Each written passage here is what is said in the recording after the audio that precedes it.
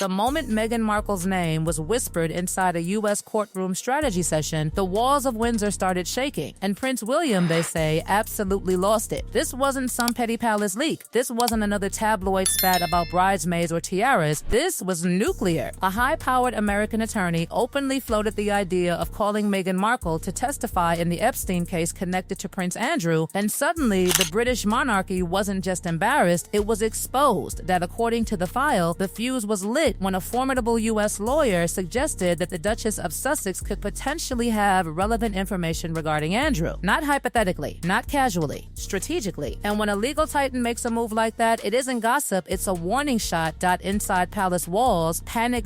Because this changes everything. For years, the official narrative was clean and convenient. Meghan barely knew Andrew. She was new. She was American. She wasn't part of that world. Case closed. But when a U.S. legal mind publicly considers putting her under oath in a trafficking lawsuit tied to Epstein, that narrative doesn't just wobble, it collapses. And William saw the danger instantly. Sources say he understood something his father didn't, that this wasn't just about Andrew anymore. This wasn't about a disgraced uncle quietly riding horses in Windsor pretending nothing happened. This was about the monarchy's survival in a courtroom system that does not bow to crowns, that the American discovery process is ruthless. Depositions, subpoenas, digital trails, sworn testimony. Once that door opens, it doesn't gently close. It explodes outward. And Meghan, she's no longer protected by palace silence. She's in California, in the U.S. legal jurisdiction, outside the royal firewall. That's what terrified William.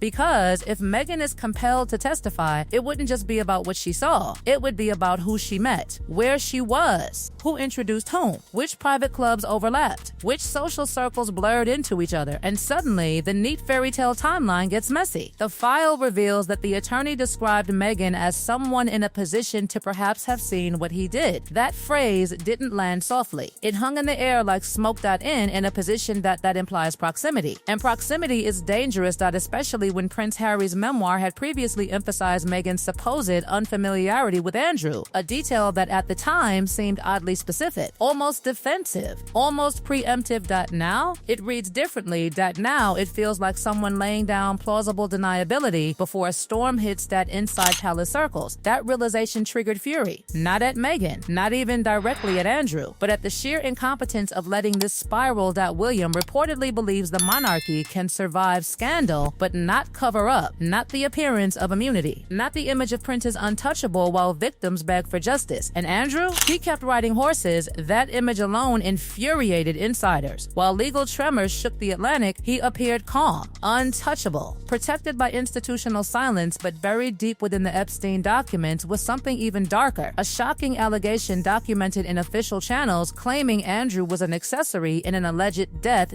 Let that sink in. Not gossip, not rumor. A recorded allegation in Department of Justice documentation. And yet, no visible police action, no dramatic summons, no public reckoning. For William, this wasn't just morally troubling, it was existential. He watched the media frenzy explode for months over accusations about Meghan making a staff member cry. Front pages, endless analysis, character assassination. But allegations involving Andrew and Epstein, a strange, suffocating quiet. That silence was louder than any headline. And here's the part no one in the palace can admit out loud. If Meghan were called to testify, she would not protect the institution the way senior royals historically do. She is no longer bound by that silent code. She has already stepped outside it. That means unpredictability. And unpredictability is poison to monarchy. William, insiders whisper, confronted his father, not emotionally, strategically. He argued Andrew needed complete and irreversible separation from the institution. Titles gone, residence revoked, total severance, not gradual distancing. Finality.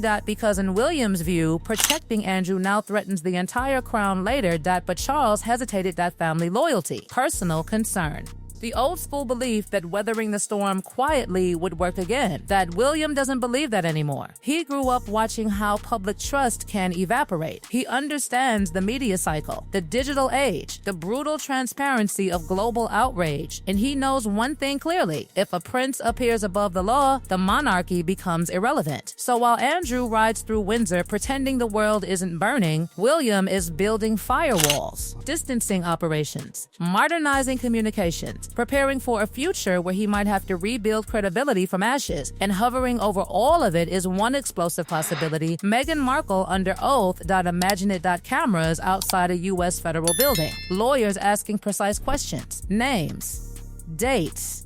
Social circles, introductions, private gatherings. Who was where? It wouldn't matter if she had nothing incriminating to say. The spectacle alone would be catastrophic. The headline writes itself. And William knows that because the monarchy doesn't fear guilt as much as it fears exposure. Exposure destroys mystique, and mystique is power. What began as a lawsuit against Andrew morphed into something far larger, a test of whether the British royal family can survive American legal scrutiny. And in the middle of that storm sits a woman who once walked into that family as an outsider, now potentially positioned as a key witness. It's Shakespearean. It's brutal. It's Martin monarchy colliding with Martin accountability. And inside palace corridors, the question isn't whether Andrew is a liability anymore, it's whether the institution can survive protecting him. What makes this entire situation combustible isn't just the possibility of Meghan Markle being called to testify, it's what that moment would symbolize. Because if a duchess married into the House of Windsor can be subpoenaed in an American sex trafficking case tied to a prince of the blood, then the illusion of royal untouchability shatters forever. And Prince William understands symbolism better than anyone in that palace. He knows that monarchy survives on perception. The mystique, the hierarchy, the quiet understanding that certain walls cannot be breached. But American courts don't recognize mystique. They recognize jurisdiction. And Meghan lives in that jurisdiction. Let's be clear, the mere suggestion by a high-profile attorney that she could offer relevant testimony wasn't random speculation. It was strategic pressure. It sent a message: we are willing to go there. And once there is mentioned publicly, it's no longer hypothetical. It becomes a chess piece on the board. Imagine the optics. Meghan, once accused by palace insiders of being disruptive, difficult, disloyal, now sitting in a deposition room answering questions under oath about Prince Andrew and his social orbit. The irony alone would dominate global headlines for weeks. Because here's the uncomfortable truth: Meghan and Harry left the institution. They are no longer bound by internal codes of silence. They've already demonstrated a willingness to speak, to publish, to air grievances publicly. That changes leverage.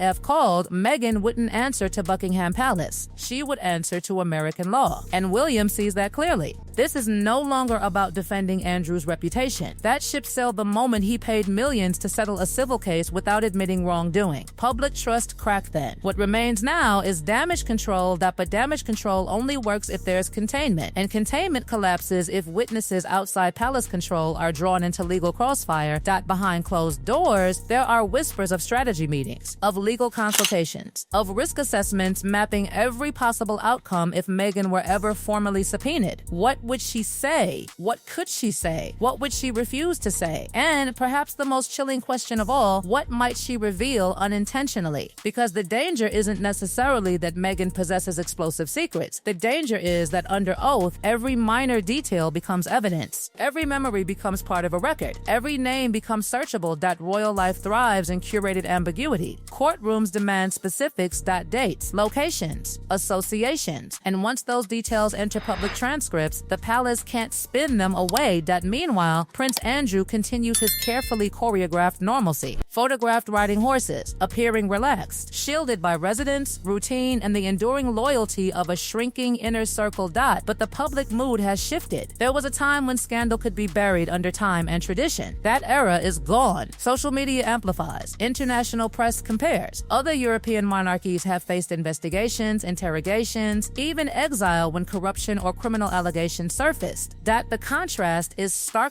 In Spain, former King Juan Carlos left the country amid financial scandal. In Norway, royal family members have faced open investigation. In modern Europe, survival means transparency. William understands that. Charles, many believe, still operates from an older playbook. And that generational divide is becoming the true civil war. Because this isn't just father versus son. It's future versus past. William reportedly believes Andrew must be institutionally amputated to save the body. Not distanced, not quietly sidelined, removed permanently. Titles irrelevant, residences irrelevant. Clear clear message sent: no one is bigger than the crown. Charles hesitates. Family bonds complicate decisiveness. Decades of shared history. The instinct to protect a younger brother. The fear that aggressive action might trigger even deeper legal scrutiny. But hesitation itself is corrosive. Every week, Andrew remains visibly protected fuels public suspicion. Every unanswered allegation deepens cynicism. And every mention of Meghan's potential testimony reopens the wound. Now imagine the ultimate escalation. Meghan testifies, even briefly, and confirms she attended certain gatherings, or met specific individuals, or was present in overlapping social spaces. That it wouldn't need to be damning. It would just need to be real. And reality is harder to manage than rumor. The palace once controlled narrative flow through carefully placed leaks and cultivated relationships with the British press. But American litigation doesn't respect those dynamics. It produces documents, transcripts, public filings. That's what terrifies William most, not scandal, but documentation.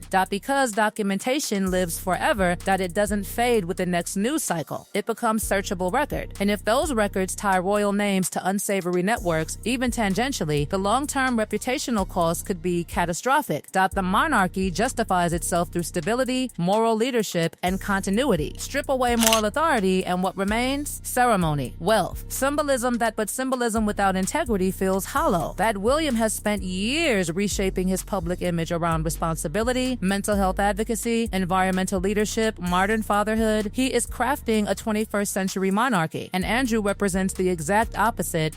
Secrecy, privilege, defiance. That ideological clash has reached boiling point. The most explosive element isn't even Meghan. It's the precedent. If Meghan can be considered as a witness in this case, then no royal spouse, no cousin, no associate is automatically insulated. That pierces the myth of separation between the institution and the individual.